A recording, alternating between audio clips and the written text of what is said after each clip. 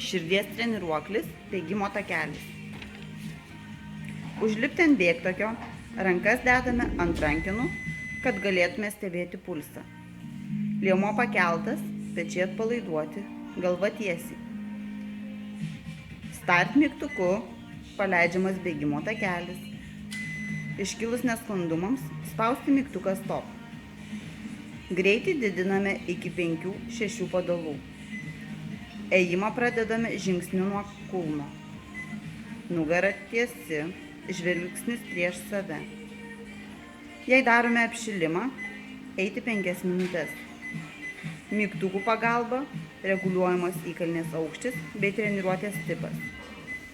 Rasos atveju maksimalus širdies susitraukimo dažnis apšilimo metu 89-107 dūžiai.